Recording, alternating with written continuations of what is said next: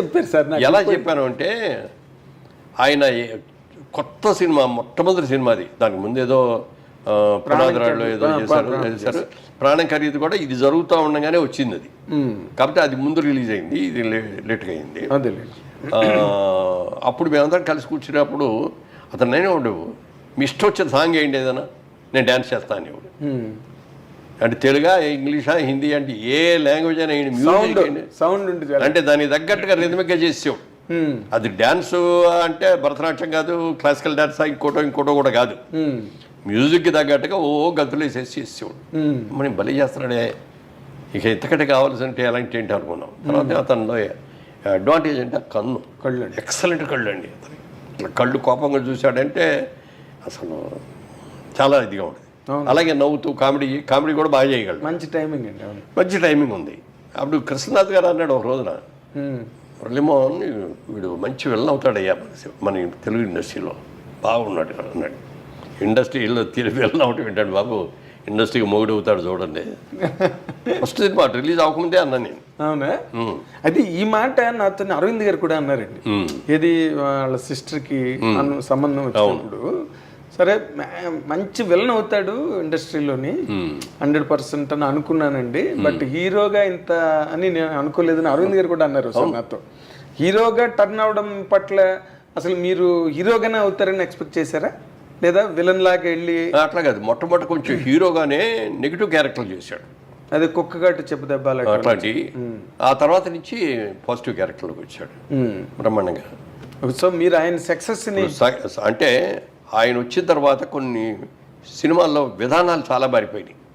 Songs అంటే ఏదో heroine మీద ఎక్కువ చేస్తారు, హీరోలు ఎక్కువ పరిగెట్టడం, ఊటీ తోటలో లేకపోతే నాగేశ్వరరావు గారికి బాగా డ్యాన్స్ చేసేవారు ఆ రోజు. స్టెప్పులు అంటే నాగేశ్వరరావు, కృష్ణ గారి స్టెప్పులు కానీ, శోభన్ బాబు గారి స్టెప్పులు కానీ, ఎన్టీఆర్ గారి స్టెప్పులు కానీ, అవన్నీ మా అందరి ఒక టైప్, ఒక స్కూల్ మీద. కాకపోతే ఏంటంటే సలీం మాస్టర్ వచ్చిన తర్వాత రామారావు రెచ్చిపోయారు. అవునండి, బ్రహ్మాండంగా చేసేవాడు, ఎదురులేని మనిషి కదా. బిగినింగ్ కృష్ణమ్మ కుందామరారి పాట బిగినింగ్ అండి, రామారావు స్టెప్ లేయడం. సో ఆ విధంగా మేము పెద్ద టాలెంట్ కాకపోయినా ఉన్నంతలో చేయగలిగాం అనేది. బట్ చిరంజీవి వచ్చినప్పుడు టోటల్గా వరల్డ్ మారిపోయింది. అదే అన్న, సాంగ్స్ సిస్టమ్స్ మారిపోయింది, ఫైట్ సిస్టమ్స్ కూడా బోడదు మార్పు వచ్చింది. ఫైట్లో ఏం చేసేవారంటే ఫైట్ మాస్టర్ లాగానే, అన్న నువ్వే ఎక్కువ కష్టపడుతూ రిస్క్లు షాట్లన్నీ పెడతాను, డూపులు చేసేస్తారు, మధ్య మధ్యలో మీకు క్లోజ్ షాట్లు ఇస్తాను నేను. ఓకే, ఎందుకంటే రామారావు అలాగే చేశారు, నాగేశ్వరరావు కూడా అలాగే చేశారు. ఎవరైనా సిస్టమ్ అది, కెమెరాకి ఇట్లా కొట్టండి అని మనం ఇట్లా 4-5 సార్లు ఇట్లా కొట్టం తీసేవాడు. అవతల వాళ్ళు డమాలు పడిపోతుంటారు వాళ్ళు. అట్లా చిరంజీవి గారు వచ్చిన తర్వాత వీటన్నిటిలోనూ మార్పు వచ్చింది. అందుకని నేను అంటాను, చిరంజీవి ఇండస్ట్రీకి రాకముందు, చిరంజీవి ఇండస్ట్రీకి వచ్చిన తర్వాత, క్రీస్తు పూర్వం క్రీస్తు శకం లాగా అవును, అదొక చిరంజీవి శకం అనమాట. అంత సక్సెస్ అవటం, సాంగ్స్ బ్రహ్మాండంగా చేసేయడం, ఫైట్లు బ్రహ్మాండంగా చేసేయడం. ఆ తర్వాత కృష్ణ గారు మేమందరం ఇట్లా ఫైట్లు చేస్తుంటే ఎవరికి నచ్చేయి కదా.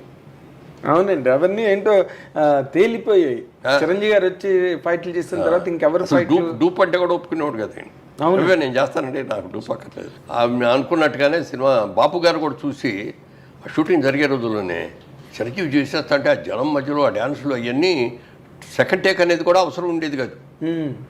చేస్తాడు ఆయన కూడా చాలా బ్రహ్మాండంగా ఉన్నాడు, చాలా బాగా చేస్తున్నాడు, పెద్ద హీరో అవుతాడని ఆయన జయకృష్ణే అసలు తీసుకొచ్చింది. ఫిల్మ్ ఇన్స్టిట్యూట్లో చేసిన వాళ్ళలో బాగున్నాడు ఈ కుర్రాడని చెప్పి జయకృష్ణ తీసుకొచ్చి పెట్టాడు. అవునా? అప్పుడు క్రాంతి కుమార్ కూడా చూసి క్రాంతి కుమార్ ప్రాణం ఖరీదులో పెట్టాడు. సో అట్లా ఇక సక్సెస్ వచ్చేసి అవునండి దుమ్ము దులిపేశాడు. ఆయన ఒక యుగం కింద ఫామ్ అయిపోయి. అంటే అదొకటి. ఇంకో గొప్ప విషయం ఏంటంటే వెనక ఎవరు లేరు, సొంతంగా కష్టపడి పైకి వచ్చిన వ్యక్తి. అంటే ఇక్కడ ఒక పాయింట్, మీరు ఒక 50 ఏళ్ల సినిమా పరిణామాలన్నిటికీ కర్మసాక్షి మీరు. అంటే మీరు అన్నిట్లో ఉన్నారు, ఇందులో లేరు, అన్నీ మీకు తెలుసు, బట్ మీకేమీ తెలియనట్టుగానే ఉన్నారు ప్రతిదీ. ఇప్పుడు మొదటి నుంచి కూడా సార్ అన్ని చోట్ల ఎక్కడ సినిమా ఇండస్ట్రీ గురించి ఎవరు మాట్లాడుకున్నా, ఒకరి ఎదుగుదల కానీ లేకపోతే ఒకరి తాలూకా డౌన్ఫాల్ కానీ, వీటన్నిటి మధ్యలో క్యాస్ట్ అనే పాయింట్ని ఎక్కువగా అందరూ రిఫర్ చేస్తారు సార్. అందరూ ఆల్మోస్ట్ సినిమా ఇండస్ట్రీ అనగానే. ఓకే, రాజకీయాలు అంటే ఇంకా క్యాస్ట్ బేస్డే అనుకోండి, ఇంకా అవి ఓసీలు, ఎస్సీలు, ఎస్టీలు, ఇంకా ఆ గొడవలు. సినిమా ఇండస్ట్రీకి వచ్చే వరకు ఇది ఎంతవరకు కరెక్ట్ అండి? ఈ రూమర్ కానీ ఈ ఆరోపణ కానీ సినిమా పరిశ్రమ మీద? ఎందుకంటే మీరు ఒక వర్గం, చిరంజీవి గారు ఇంకొక వర్గం. బట్ చిరంజీవి గారి గురించి మీరు ఇంత గొప్పగా మొదటి నుంచి మాట్లాడారు, ఏం సార్? ఆయన రేజ్ కూడా అలాగే అందరూ ఎంకరేజ్ చేసి ఆయన తలని పట్టుకున్నారు. ఈ ఆరోపణ ఎందుకండి సినిమా పరిశ్రమ విరివిగా వచ్చింది? నాకు తెలిసినంత వరకు మెడ్రాస్లో ఇండస్ట్రీ ఉన్నంత వరకు ఏ రోజున కూడా క్యాస్ట్ ఫిల్లింగ్ అనేది లేదు అక్కడ. నువ్వేం క్యాస్ట్ అనేది ఎవరికి తెలిసేది కాదు. ఫలానా పేర్లు చెప్పుకున్నా ఫలానా డైరెక్టర్ అని చెప్పుకునే వాళ్ళేమే తప్ప ఇదిగో ఇతని ఈ క్యాస్ట్ ఆడు కాబట్టి మనం చేయాలి అనేది ఇట్లాంటివి ఉండేవి కదా అసలు. ఓకే, హైదరాబాద్ వచ్చిన తర్వాత అది ఈ రాజకీయం ఇక్కడ అందరూ కూడా ఇది మెడ్రాస్లో ఉన్నంత వరకు ఏంటంటే సినిమా వాళ్ళందరూ ఒక గ్రూప్, ఒక family irrespective of the caste. Gents కలిసేవారు, లేడీస్ కూడా, ఫ్యామిలీ లేడీస్ కూడా వాళ్ళు కూడా చక్కగా కలుసుకునేవారు. ఎందుకంటే ఏ వచ్చినా ఏ ఫంక్షన్ వచ్చినా మన సినిమా వాళ్ళందరినీ పిలుచుకునేవాళ్ళం. అందుకని అందరూ అసలు ఎక్కడ ఎవరికి కూడా క్యాస్ట్ అనేది తెలియదు అసలు. ఇక్కడికి వచ్చిన తర్వాత పొలిటికల్గా కూడా అప్పటికే క్యాస్ట్ స్టార్ట్ అయిపోయి